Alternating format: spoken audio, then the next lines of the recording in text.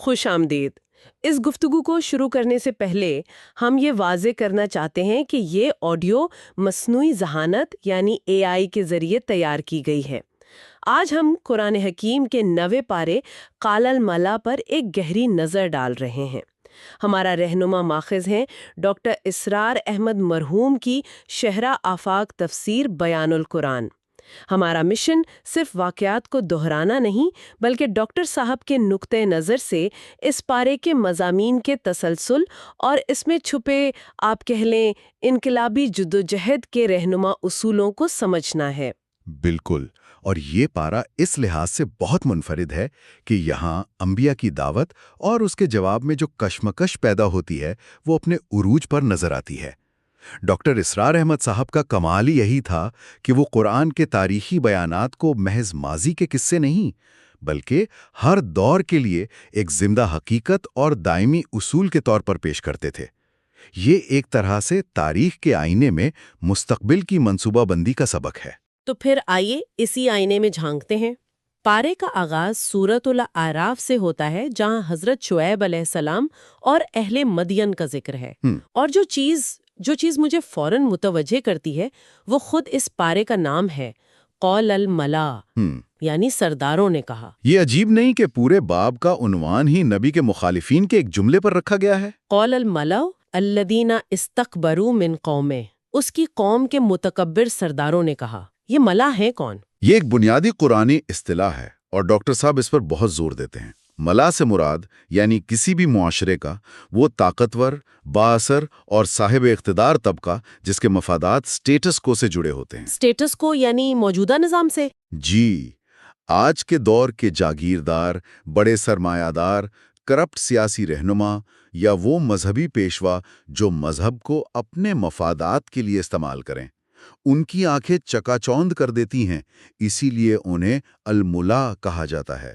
جب بھی کوئی نبی توحید اور انصاف کی دعوت لے کر اٹھتا ہے تو سب سے شدید مزاحمت اسی طبقے کی طرف سے آتی ہے، کیونکہ نبی کی دعوت ان کے پورے نظام کو جڑ سے اکھاڑنے کا اعلان ہوتی ہے۔ اچھا، مطلب یہ کہ نبی کی دعوت صرف عبادات تک محدود نہیں تھی، وہ پورے سماجی اور معاشی نظام کو چیلنج کر رہی تھی۔ حضرت شعیب علیہ السلام نے کیا دو بنیادی باتیں کہی تھیں؟ ان کی دعوت کے 2 ستون تھے۔ پہلا، توحید، یا قومی اعبدوا اللہ ما لکم من الہ غیرہ، اے میری قوم اللہ کی عبادت کرو، اس کے سوا تمہارا کوئی معبود نہیں۔ یہ تو ہوئی روحانی اور نظریاتی بنیاد۔ اور دوسرا، معاشرتی انصاف، فَأَوْفُوا الْكَيْلَ وَالْمِيزَانَ وَلَا تَبْخَسُوا النَّاسَ أَشْيَاءَهُمْ، پس ناپ اور تول پورا کرو اور لوگوں کو ان کی چیزیں کم کر کے نہ دو۔ یہ معاشی ایمانداری کا مطالبہ تھا جو اس قوم کی سب سے بڑی برائی تھی۔ تو یہ ایک مکمل پیکج تھا، نظریہ بھی بدلو اور نظام بھی۔ اور اسی لیے الملا بھڑک اٹھے۔ ان کا جواب دلیل نہیں بلکہ سیدھی دھمکی تھی۔ انہوں نے صاف کہہ دیا کہ اے شعیب، ہم تمہیں اور تمہارے ساتھیوں کو اپنی بستی سے نکال دیں گے۔ یہ تو طاقت کا کھلا استعمال ہے۔ یہ صرف پیغام کو خاموش کرانے کی کوشش نہیں بلکہ اس کے وجود کو ہی مٹانے کی دھمکی ہے۔ یہی تو ہر دور کے استحصالی طبقے کا طریقہ رہا ہے۔ جب دلیل اور منطق ختم ہو جاتی ہے تو وہ جبر پر اتر آتے ہیں، جلاوطنی، قید اور قتل کی دھمکیاں۔ یہ ان کے پرانے ہتھیار ہیں۔ لیکن یہ کشمکش، یہ ٹکراؤ اس پارے میں اپنے سب سے بڑے اور ڈرامائی منظر کی طرف بڑھتا ہے۔ حضرت موسیٰ علیہ السلام اور فرعون کا قصہ، یہ اس پارے کا مرکزی حصہ ہے، اور ڈاکٹر صاحب اس واقعے کو محض ایک معجزاتی کہانی کے طور پر نہیں دیکھتے بلکہ وہ اسے ایک انقلابی تحریک کے عروج و زوال کی ایک مکمل کیس سٹڈی کے طور پر پیش کرتے ہیں۔ اور اس کا کلائمیکس وہ مشہور زمانہ مقابلہ ہے جو جادوگروں کے ساتھ ہوا۔ جی، اور اس منظر کو ذرا تصور میں لائیں۔ فرعون، جو اس وقت کی سپر پاور کا حاکم ہے، وہ اپنی پوری ریاستی مشینری استعمال کرتا ہے۔ ملک کے کونے کونے سے بہترین جادوگروں کو جمع کیا جاتا ہے، ایک بڑے میلے کا دن مقرر ہوتا ہے۔ یہ ایک عوامی تماشا ہے جس کا مقصد موسیٰ علیہ السلام کو ذلیل کرنا اور اپنے اقتدار کو مضبوط کرنا ہے۔ بالکل، جادوگر آتے ہیں، اپنی رسیاں اور لاٹھیاں پھینکتے ہیں اور لوگوں کی نگاہوں پر جادو کر دیتے ہیں۔ ایک خوف کا سما پیدا ہو جاتا ہے۔ اور پھر حضرت موسیٰ علیہ السلام اپنا عصا پھینکتے ہیں، جو ایک حقیقی اژدہا بن کر ان کے سارے فریب کو نگل جاتا ہے۔ یہاں جو بات مجھے حیران کرتی ہے وہ جادوگروں کا رد عمل ہے۔ وہ کوئی سوچ بچار نہیں کرتے، کوئی میٹنگ نہیں کرتے، ان کا رد عمل فوری اور مکمل ہوتا ہے۔ یہ سب سے اہم نکتہ ہے۔ ڈاکٹر اسرار احمد یہاں واضح کرتے ہیں کہ یہ کوئی جذباتی فیصلہ نہیں تھا۔ وہ جادوگر اپنے فن کے ماہر تھے۔ وہ دھوکے اور حقیقت کے فرق کو کسی بھی عام آدمی سے بہتر جانتے تھے۔ جب انہوں نے موسیٰ کے عصا کو دیکھا تو وہ ایک ماہر کی حیثیت سے فوراً جان گئے کہ یہ ہاتھ کی صفائی یا نظر کا دھوکہ نہیں، یہ کچھ اور ہے۔ یہ وہ چیز ہے جو انسانی طاقت سے باہر ہے، یہ براہ راست رب العالمین کی طرف سے ہے۔ تو ان کا ایمان ان کے علم اور مہارت کی بنیاد پر تھا۔ فَأُلْقِيَ السَّحَرَةُ سَاجِدِينَ، پس جادوگر سجدے میں گرا دیے گئے، گویا ان کے اختیار میں ہی نہیں رہا، حق کی کشش نے انہیں زمین پر گرا دیا۔ یہ تو کسی کی زندگی کے نظریات کا ایک لمحے میں ریزہ ریزہ ہو جانے جیسا ہے۔ لیکن فرعون کا تکبر یہ برداشت نہیں کر سکا۔ اس کا رد عمل بھی اتنا ہی شدید تھا۔ اس نے کہا، میری اجازت کے بغیر تم اس پر ایمان لے آئے؟ یہ ضرور کوئی سازش ہے۔ اب میں تمہارے ہاتھ پاؤں مخالف سمتوں سے کٹواؤں گا اور تمہیں کھجور کے تنوں پر سولی چڑھوا دوں گا۔ یہ ایک ایسی خوفناک سزا ہے جسے سن کر ہی رونگٹے کھڑے ہو جائیں۔ مگر ایمان جب دل میں اتر جائے تو پھر ایسے ہی کردار پیدا ہوتے ہیں۔ چند لمحے پہلے جو لوگ فرعون سے انعام اور عہدوں کے طلبگار تھے، اب وہ موت کی آنکھوں میں آنکھیں ڈال کر کھڑے ہیں۔ انہوں نے فرعون کو کیا جواب دیا؟ تو جو کرنا چاہتا ہے کر لے، ہم تو اپنے رب کی طرف پلٹ کر جانے والے ہیں، ہمیں کوئی پرواہ نہیں۔ اور پھر انہوں نے وہ دعا مانگی جو استقامت کی تاریخ میں امر ہو گئی، ربنا افرغ علینا صبرا وتوفنا مسلمین۔ اے ہمارے رب، ہم پر صبر انڈیل دے اور ہمیں اس حال میں موت دے کہ ہم تیرے فرما بردار ہوں، مسلمان ہوں۔ یہ حیران کن ہے، وہ نجات نہیں مانگ رہے، وہ صبر مانگ رہے ہیں۔ ڈاکٹر صاحب اس نقطے پر کیا کہتے ہیں؟ وہ کہتے ہیں کہ یہی ایمان کا اصل امتحان ہے۔ ایمان لے آنا پہلا قدم ہے، لیکن ایمان لانے کے بعد جب آزمائشوں کا طوفان آئے، جب جان و مال کا خطرہ ہو، اس وقت اپنے موقف پر ڈٹے رہنا، یعنی استقامت دکھانا ہی اصل کامیابی ہے۔ ان جادوگروں نے چند لمحوں میں ایمان اور استقامت کی وہ منزل طے کر لی جو لوگ صدیوں میں نہیں کر پاتے۔ ان کی یہ دعا ہر انقلابی کارکن کے لیے مشعل راہ ہے کہ اصل چیز ثابت قدمی ہے۔ اس واقعے کے بعد فرعون اور اس کی قوم پر عذابوں کا ایک سلسلہ شروع ہوتا ہے۔ ٹڈی دل، جوئیں، مینڈک، خون اور آخرکار دریا میں غرق ہو کر ان کا عبرتناک انجام۔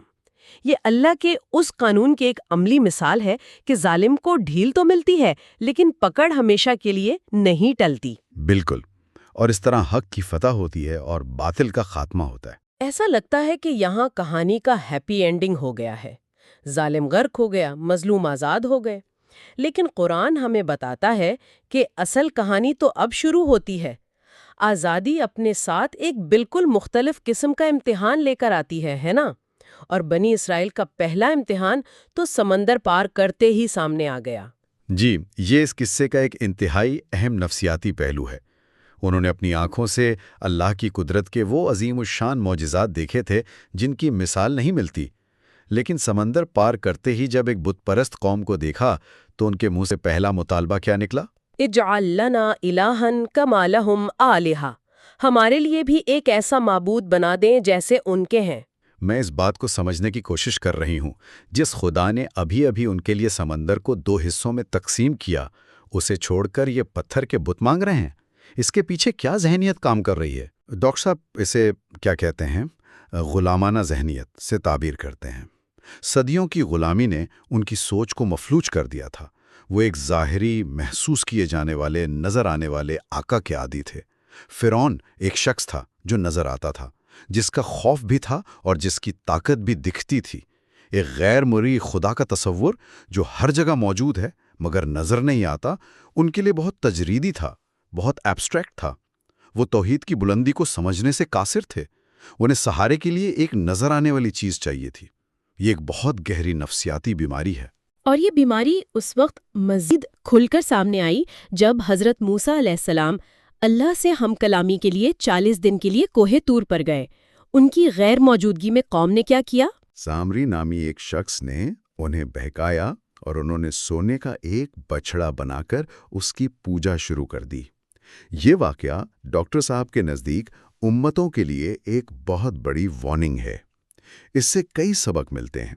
پہلا، قیادت کی عدم موجودگی میں قوم کتنی جلدی گمراہی کا شکار ہو سکتی ہے۔ دوسرا، شرک ایک ایسا زہر ہے جو بہترین قوموں کو بھی تباہ کر سکتا ہے۔ اور تیسرا، اور شاید سب سے اہم سبق یہ ہے کہ صرف معجزات دیکھ لینا ایمان کی پختگی کی ضمانت نہیں ہے۔ ایمان دل کے یقین، شعور اور کردار کی مضبوطی کا نام ہے۔ بنی اسرائیل نے معجزے دیکھے، مگر ان کا کردار ابھی تک غلامی کے اثرات سے پاک نہیں ہوا تھا۔ تو سورۃ الاعراف ہمیں ایک پروفیٹک سٹرگل کا پورا سائیکل دکھاتی ہے، دعوت سے لے کر الملا کی مزاحمت، پھر حق و باطل کا فیصلہ کن معرکہ، ظالم کی تباہی، اور پھر آزاد ہونے والی قوم کی اپنی اندرونی کمزوریوں کا امتحان۔ بالکل، یہ ایک مکمل بلیو پرنٹ ہے۔ اور جب ایک بڑی جدوجہد کے بعد فتح حاصل ہو جائے تو اگلا چیلنج کیا ہوتا ہے؟ اگلا چیلنج اس فتح کو سنبھالنا اور اس کے نتائج سے نمٹنا ہوتا ہے۔ اور یہی وہ بہترین مقام ہے جہاں سے اس پارے میں اگلی سورۃ الانفال کا آغاز ہوتا ہے۔ سورۃ الانفال کا پس منظر غزوہ بدر ہے، اسلام کی پہلی فیصلہ کن جنگ میں فتح کے بعد مال غنیمت ہاتھ آیا۔ اب سوال یہ پیدا ہوا کہ اسے تقسیم کیسے کیا جائے۔ یہ تو ایک انتظامی اور مالی معاملہ لگتا ہے، اس میں اتنی گہری روحانیت کیسے پوشیدہ ہے؟ سوال بظاہر انتظامی ہی تھا۔ یسألونک عن الانفال، وہ آپ سے اموال غنیمت کے بارے میں سوال کرتے ہیں۔ کچھ صحابہ کا خیال تھا کہ چونکہ انہوں نے زیادہ بہادری دکھائی اس لیے انہیں زیادہ حصہ ملنا چاہیے۔ یہ ایک فطری انسانی سوچ تھی، لیکن قرآن نے جو جواب دیا اس نے اس سوچ کو جڑ سے اکھاڑ دیا۔ اور وہ جواب تھا قُلِ الْأَنْفَالُ لِلَّهِ وَالرَّسُولِ، کہہ دیجئے کہ اموال غنیمت تو اللہ اور اس کے رسول کے ہیں، مطلب یہ تمہاری ملکیت ہے ہی نہیں۔ یہی ڈاکٹر اسرار احمد کی بصیرت افروز تشریح کا مرکز ہے۔ وہ کہتے ہیں کہ یہ اسلامی انقلابی جماعت کی تربیت کا ایک نازک ترین لمحہ تھا۔ اللہ تعالیٰ نے پہلی ہی آیت میں واضح کر دیا کہ تم اس جنگ میں مال کمانے نہیں نکلے تھے، تمہارا مقصد اللہ کے دین کی سربلندی تھا۔ یہ فتح، یہ مال سب اللہ کا انعام ہے، اس کا مالک وہ ہے اور اس کا رسول اس کا نمائندہ ہے۔ وہ جس طرح چاہیں گے حکمت کے تحت اسے تقسیم کریں گے۔ اس ایک آیت نے صحابہ کے دلوں سے مال کی محبت اور ذاتی مفاد کے کسی بھی شائبے کو نکال کر ان کی نیتوں کو خالص کر دیا۔ تو یہ ایک طرح سے پرپز ریسیٹ تھا کہ یاد رکھو تم یہاں کیوں ہو۔ بہترین، یہ ایک پرپز ریسیٹ تھا۔ یہ اصول ہر اس تحریک کے لیے بنیاد کی حیثیت رکھتا ہے جو دنیا میں کوئی بڑی تبدیلی لانا چاہتی ہے، کہ اس کے کارکنوں کی نظر ہمیشہ اعلیٰ مقصد پر رہنی چاہیے، ذاتی فائدے اور مال و دولت پر نہیں۔ جیسے ہی نظر مقصد سے ہٹ کر مال پر جاتی ہے، تحریک اندر سے کھوکھلی ہونا شروع ہو جاتی ہے۔ تو اس سب کا کیا مطلب ہے؟ اگر ہم اس پورے پارے کو سمیٹیں تو یہ ایک ناقابل یقین سفر ہے، حضرت شعیب اور الملا کی کشمکش سے لے کر فرعون کے تکبر اور جادوگروں کی استقامت تک، پھر بنی اسرائیل کی غلامانہ ذہنیت سے آزادی کے بعد کی آزمائشیں، اور آخر میں سورۃ الانفال میں فتح کے بعد نیتوں کو خالص کرنے کا سبق۔ ڈاکٹر اسرار احمد کے مطابق یہ صرف ماضی کے واقعات نہیں، یہ تو ایک مکمل ہدایت نامہ ہے جو بتاتا ہے کہ حق کی راہ پر چلنے والوں کو کس قسم کے بیرونی اور اندرونی چیلنجز کا سامنا کرنا پڑے گا۔ بالکل، یہ ایک لازوال پیٹرن ہے جو ہر دور میں دہرایا جاتا ہے۔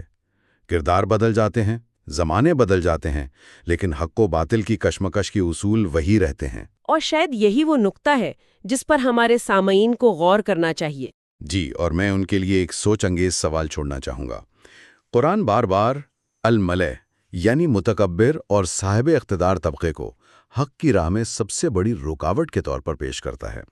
یہ ہمیں سوچنے پر مجبور کرتا ہے کہ آج کے دور میں انصاف، سچائی اور حقیقی تبدیلی کی راہ میں رکاوٹ بننے والے یہ الملأ کون ہیں، وہ کس شکل میں موجود ہیں، ان کی خصوصیات کیا ہیں۔ اس پر غور کرنا محض ایک علمی مشق نہیں، بلکہ یہ قرآن کے پیغام کو اپنے زمانے پر لاگو کرنے کی ایک سنجیدہ کوشش ہے۔ بیان القرآن پر مبنی یہ سلسلہ رمضان المبارک میں روزانہ ایک پارے کی ترتیب سے پیش کیا جا رہا ہے۔ اس گہری گفتگو کے اردو اور انگریزی ورژنز کے لنکس تفصیلات یعنی ڈسکرپشن میں موجود ہیں۔ ہمارے ساتھ اس سفر میں شامل ہونے کا بہت شکریہ۔